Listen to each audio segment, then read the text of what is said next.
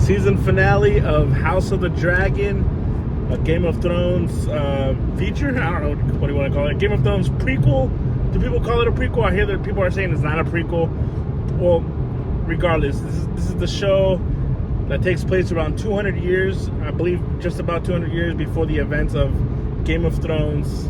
I believe the number was like 170 or something around there. And it's pretty much focuses on House Targaryen and, you know, their reign of the throne and their kingdom here and their house. And it's something that I was not too extremely excited for, but I was definitely, you know, obviously wanting to check it out. I just finished Game of Thrones this year. Within a few months, I finished it, and so just seeing how that ended, and in the manner that it ended, which is obviously a lot of people hate it.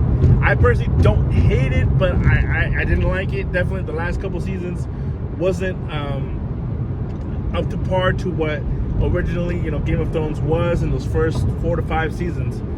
You could just tell there was a dip in writing. There was just a lot of the execution and the way they handle these things was off, and it wasn't the same type of level that we had expected from Game of Thrones. So I was definitely in a sense pessimistic about the show to see what they were gonna do, and just kind of, but also excited to dive back into that world again. And what we got was a season 1 that honestly, one of the best first seasons of any show that I've ever seen. This show was awesome, man. This show was truly not only surpassed my expectations, but even kind of elevated my expectations now for what the show will keep doing as far as the next season comes, and whenever it is that we get that, which hopefully is not too far from now, but gosh, you know, whatever. But yeah, man, this show was really, really good, and there's a couple of aspects that, you know, early on the show did kind of worry me. One of the things was the time jumps. So early on in the first couple episodes, we get introduced to our characters, and, you know, the King Viserys Targaryen. You have his daughter Rhaenyra Targaryen. The queen dies, giving birth to a son, and in the process the baby dies as well. And so Viserys is kind of left now to choose who's going to be, you know, heir of the throne after him, and he appoints Rhaenyra as, you know, she's going to be the queen when Viserys dies.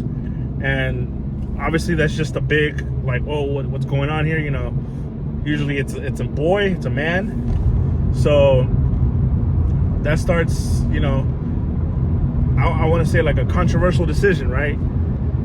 And then you have the Hightowers. Otto Hightower, who plays the hand of Viserys, pretty much tells his daughter Alicent to, you know, hey, you know, the king just lost his wife, talk to him, pretty much get in there. And obviously eventually they get married, you know, he chooses her as his wife, they have kids, and so now Otto feels, you know, that the heir of the throne should now come to the son of Alicent, which is, you know, in a sense, if we're going by the law, if we're going by the traditions of what we're known to here in Westeros, they're right. And but again, King Viserys has already made up his mind that Rhaenyra will be the queen. So you have this turmoil right there. You already begin to see what's going to be happening as the drama unfolds and the time goes on, of what's going to be happening in the House of the Dragon. And what we got is some great dramatic stuff. And again, so we get the young versions of Rhaenyra and Alicent, and each episode jumps years and years of, you know, pretty much what I just explained was, I believe the first few episodes.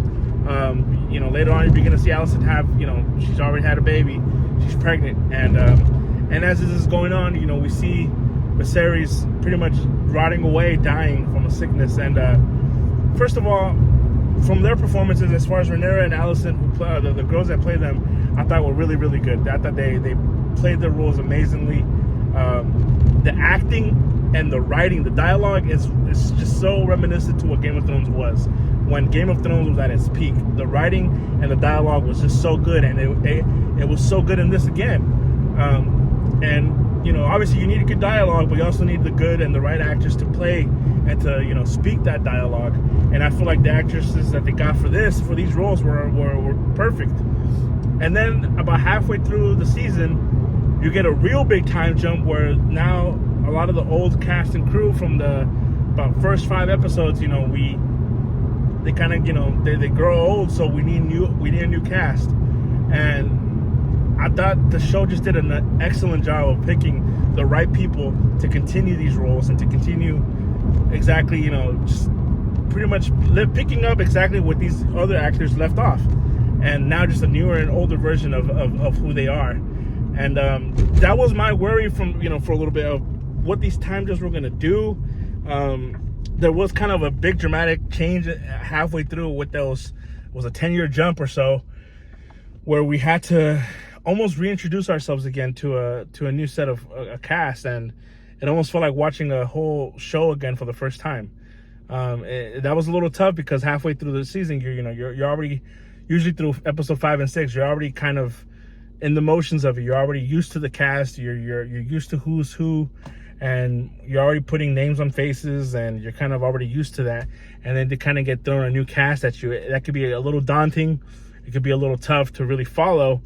And yes, there is moments in the show that it is tough to kind of follow at times, but they do such a great job of just, again, you need the right actors and you need a good cast to do this right, to execute this right. And I feel like they just had the right people for this every single time.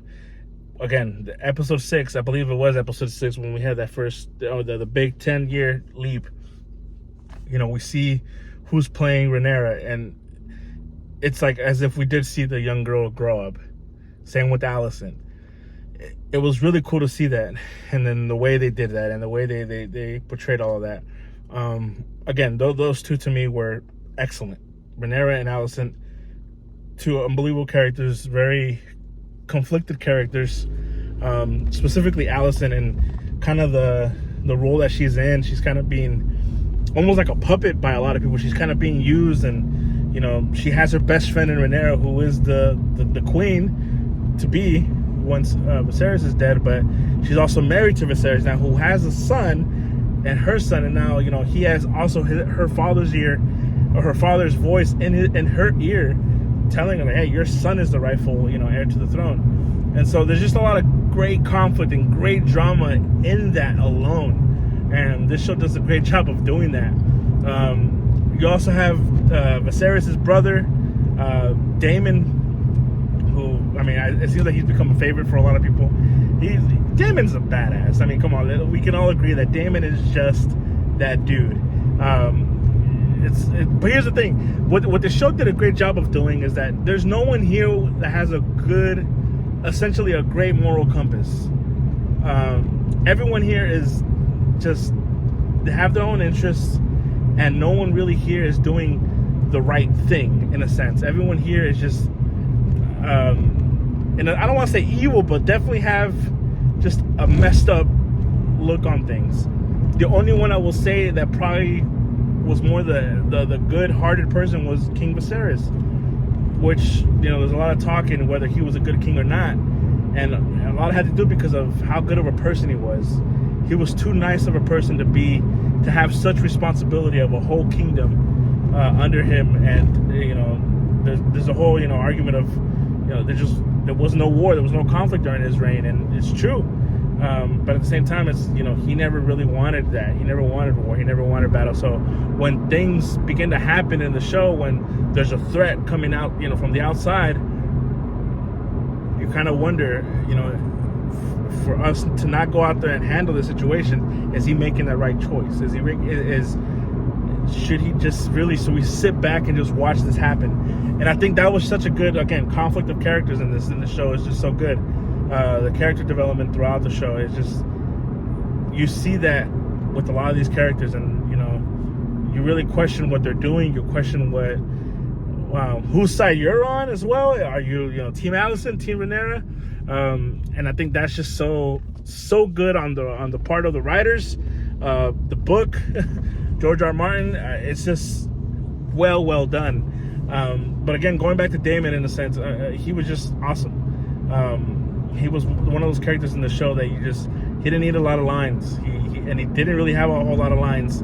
Up until the last episode, maybe, I feel like he was kind of being quiet throughout most of the season. But whenever he did something, whenever he did come on screen, he demanded your attention. He demanded you to watch him, to make sure to know what he's doing. And I thought he did an amazing job. The actor who played him was perfect, man. He was really perfect. Again, same with King Viserys. The actor who played him just killed it. His big moment, I believe it was episode, I want to say 7 or 8, one of those 2 episodes. I think it was 8. His final hurrah, in a sense, his final big performance, him walking into the trial, and just walking up to his throne, and just that epic moment. He killed it. He did an excellent job in this. A lot of people are, obviously advocating for his Emmy nom and wanting him to win it, which it would be awesome. It really would be. There's just so much to unpack in this show. I'm already way into the review, but obviously I'm not trying to spoil too much here. I'm just a general overview of what the show and what I loved about it. And yeah, just the writing, everything about this was just so good. The time jumps, again, they could be a little daunting, but once you get into the show, once you're already in there, you don't mind it, because they are moving the show along. They are moving this along ultimately to what we're going to get in the future, which is this war, this battle between the High Towers, the green versus the black, and the Targaryens, and who has the rightful heir to the throne. And it's just great conflict, great writing throughout the whole show. I thought the cinematography throughout the show was amazing. Because they know Game of Thrones is so popular, because they know Game of Thrones was very successful, it seems like all the money was thrown in onto this first season to make sure they get everything right. And I thought the effects were awesome. I thought the dragons looked amazing. Some of the dragon scenes in this show was just breathtaking. Specifically in this final episode of the season, which, oh man, just such a cool moment. So many great moments in the show too. There's so many, and that's what made Game of Thrones so special, right? You can go episodes without any action. You can go, just great dialogue throughout the whole, every single episode. But then you get those 1 or 2 special moments throughout that just makes it worthwhile. It makes everything just come full circle, and that's what elevates every single episode, every single moment of these shows. And you can literally name maybe 5 or 6 moments of this show in this season alone that were just epic. And yeah, man, it's unbelievable. It's unbelievable what these guys were able to do with this show. And every single episode, it just felt like it was just getting better and better and better. And that's all you can ask for in a show. Yeah, that's all I really have to say about this. I can't wait to see what they do with season 2.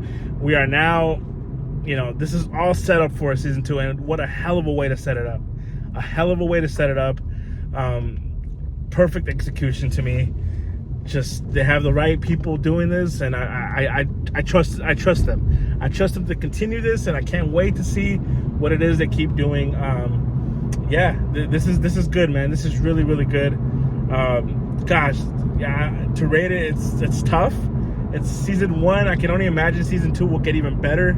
So, because this is a setup, and because we had to get through moments just to get there. And I'm not saying they were bad, but you have, when the show is ultimately done, maybe, I don't know what it is, going to be 3 or 4 seasons, whatever, you're going to see this season as a setup season for sure. And it can maybe, when you're starting to rate them in the end, this could be as your lowest rated season of the whole show. But even then, this season was just amazing. It was special, a great opener. I can't really say much else about it. 4.5 out of 5. This show was damn near perfect, man. There was just a lot going on in this, and I didn't even talk about all the characters that were in the show. You still have You have Aemon, who looks like he's gonna be a crazy character. You still got Sir Kristen Cole. You still got a lot of guys in the show who are just wild cards to see what it is they're gonna be doing as the show keeps going on. So yeah, man, I cannot wait for what it is that we get. But that's my review. That's what I believe. That's what I enjoyed the show so much. I cannot wait to see exactly what it is that we get in the future. So yeah, that's really all I have, man. If my opinion sucks, let me know. Have you guys seen it? Are you gonna check it out? Does this give you hope again for the Game of Thrones world? It does to me, man. It's giving me a whole new I don't want to say leash on life, but it's giving me something excited for in this world now. So it's cool to see that. It really is. So yeah, that's my opinion, man. Let me know what you guys think. Yeah, so that's it. See y'all later, man. Peace.